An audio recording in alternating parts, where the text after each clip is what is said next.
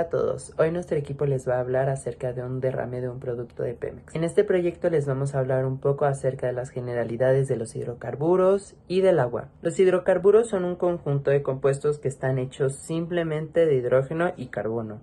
Estas son moléculas no polares y algunas de sus propiedades físicas son que no son solubles en agua, lo cual es muy importante y lo vamos a tocar más tarde. Su punto de ebullición y su densidad aumentan a medida que la cantidad de carbonos aumenta.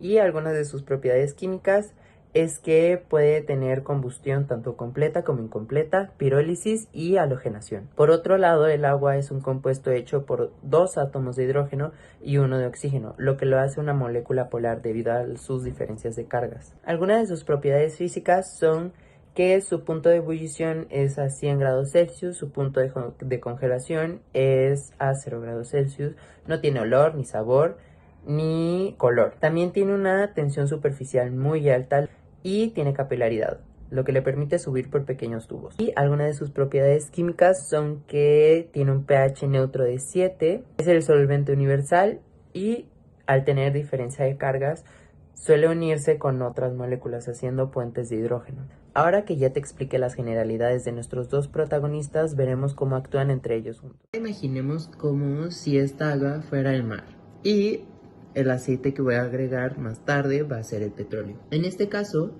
por incidentes humanos pueden suceder derrames petroleros.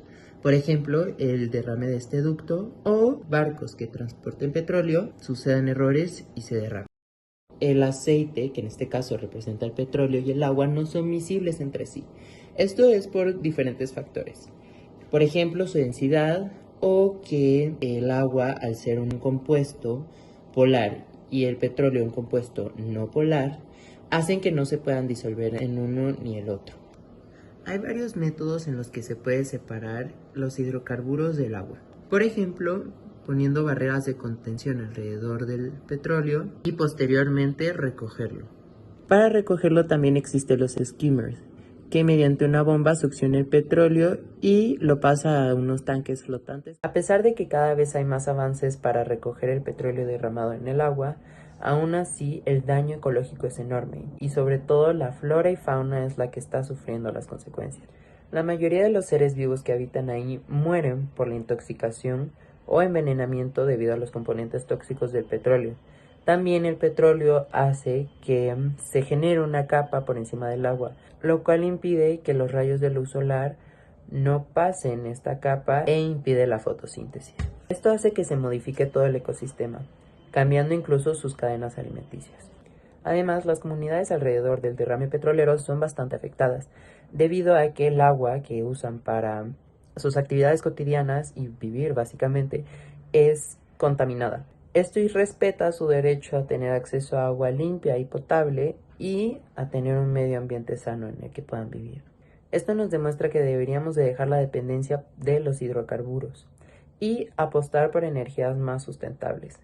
Y no solo por las afectaciones de los ecosistemas, sino también por la salud humana. Hola a todos, hoy vamos a hablar de los compuestos químicos presentes en el petróleo, el metano y el eteno. Acompáñenme. Primero, el metano, que es un gas simple con la fórmula CH4, tiene enlaces simples entre el carbono y los 4 átomos de hidrógeno, llamados enlaces covalentes simples. La geometría es tetraédrica, lo que significa que los átomos están distribuidos en forma de pirámide con el carbono en el centro. Debido a la simetría perfecta, el metano es no polar. Al ser una molécula no polar, las interacciones intramoleculares de la molécula son fuerzas de London. Estas fuerzas son muy débiles y hacen que pues el compuesto a temperatura ambiente sea un gas. Ahora hablemos del eteno, que tiene una fórmula de C2H4. Aquí el carbono está unido a otro carbono mediante un enlace doble, y cada carbono está unido a 2 hidrógenos con enlaces simples. Esto le da una geometría plana en un ángulo de 120 grados. El eteno también es un compuesto no polar debido a su estructura simétrica. En términos de propiedades, el eteno también es un gas como el metano. Y bueno, también al ser una molécula no polar, sus fuerzas principales son de dispersión de London Pero este es un poco más reactivo que el metano debido a su doble enlace que puede participar en reacciones pues químicas. En cuanto al impacto ambiental de estas dos moleculitas, el metano es un gas de efecto invernadero, lo que pues ocasiona el calentamiento global, y el etano es utilizado en la industria y este gas puede formar ozono troposférico y pues básicamente dañar la calidad del aire. El octano es un hidrocarburo que, como lo dice su nombre, es una molécula que cuenta con 8 átomos de carbono conectados entre sí con átomos de hidrógeno. Es una molécula polar y hablando de su geometría podemos observar aquí que sería una geometría lineal conectando carbono con hidrógeno y así sucesivamente. Hablando de sus interacciones intermoleculares y también sus tipos de enlace, estos tipos de enlaces van a ser fuerzas de dispersión, los cuales son unos enlaces o unas conexiones entre sí muy débiles. Como podemos ver aquí, por ejemplo, se conectaría una molécula con otra, pero estas serían muy fáciles de romper. De esta forma, esto implica que el octano es altamente inflamable. También el octano no es soluble en agua, por lo que si se llegara a derramar en ciertas fuentes de agua natural, este sería altamente dañino. El octano se encuentra normalmente en estado líquido y este lo podemos ver comúnmente en la gasolina.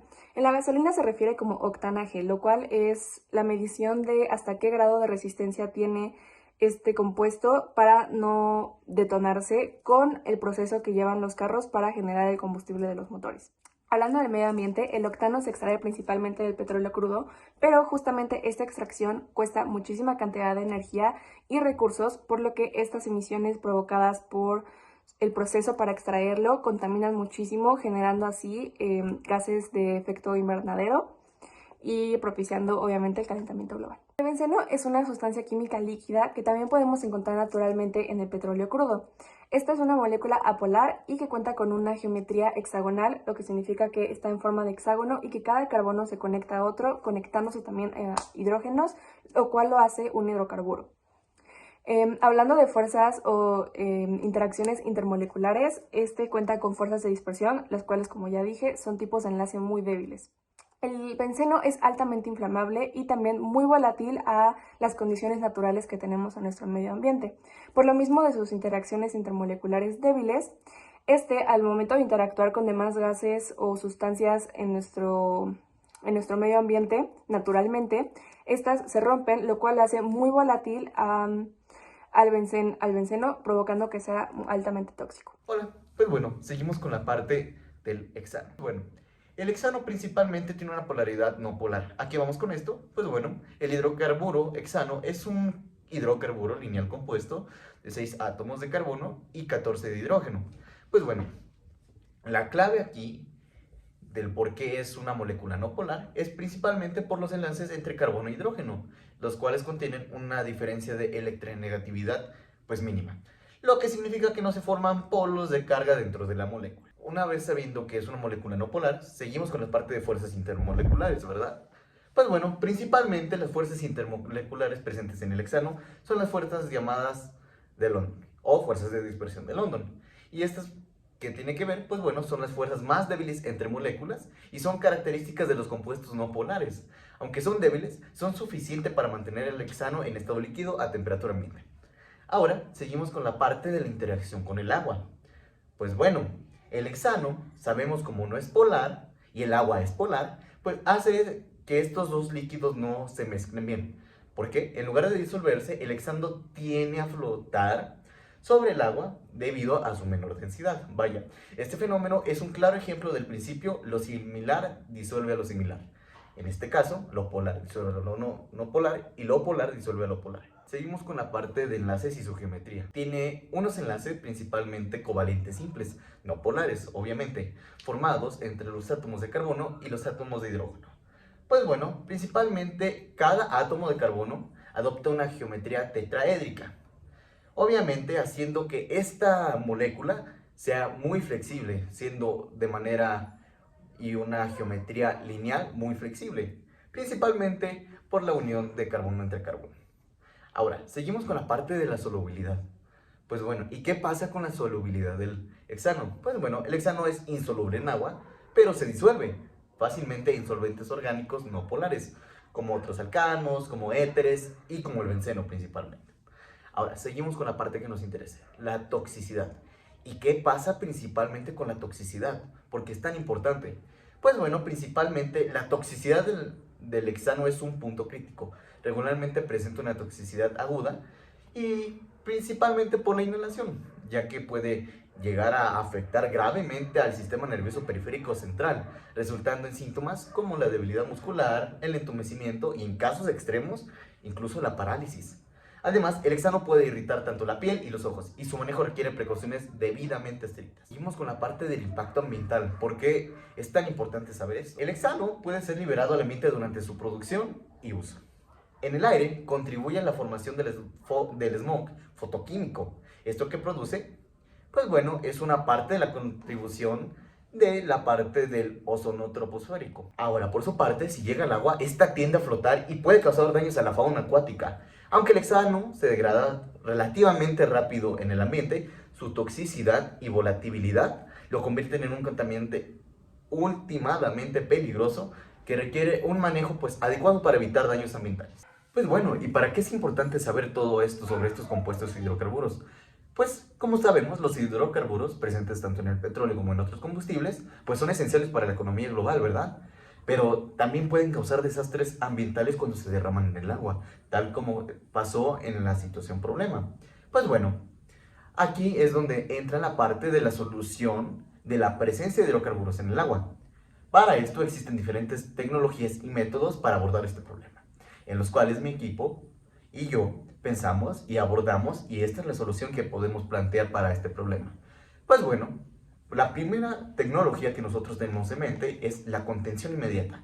¿Y a qué se refiere esto? Pues bueno, la primera línea de defensa cuando hay un derrame de hidrocarburos en el agua es la contención inmediata, en los cuales existen las barreras flotantes. Estas barreras flotantes, conocidas como barreras de contención, se despliegan rápidamente para evitar que los hidrocarburos se dispersen más en el agua, ¿no? Estas barreras retienen el derrame, permitiendo que los equipos de respuesta actúen de manera efectiva. La segunda tecnología que nos gustaría abordar sería en la parte de remoción y recuperación. ¿Y qué significa esto? Pues bueno, principalmente hay unos programas y hay algunas máquinas que se llaman skimmer.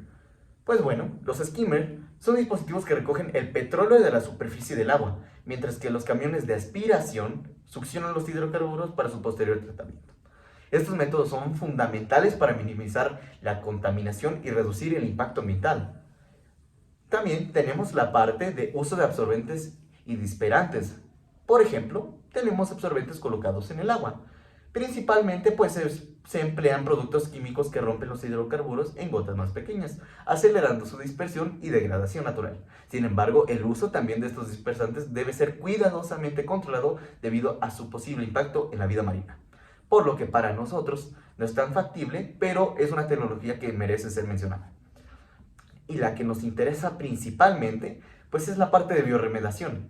Pues bueno, la bioremediación es una solución poderosa, incluso natural, porque ciertos microorganismos tienen la capacidad de degradar los hidrocarburos, convirtiéndolos en compuestos menos tóxicos. Este proceso puede acelerarse mediante la bioestimulación o la bioaumentación. En ambientes terrestres cercanos a cuerpos de agua, la fitoremediación, que utiliza plantas para observar y descomponer contaminantes, también juega un papel importante. Y sobre todo, lo más importante es el monitoreo y la prevención. Pues bueno, el monitoreo continuo es crucial para garantizar que las medidas de remediación sean efectivas y que los niveles de hidrocarburos en el agua sean seguros.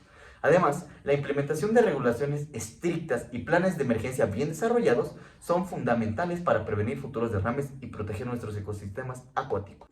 Para concluir este video, reflexionamos sobre el impacto ambiental y social de problemas de los hidrocarburos en el agua, tal como pasó en la situación problema. Pues bueno, mi equipo y yo llegamos a la conclusión y la reflexión de que el impacto ambiental de los derrames de hidrocarburos en el agua es devastador y duradero, tal y como pasó en el derrame en Pemex.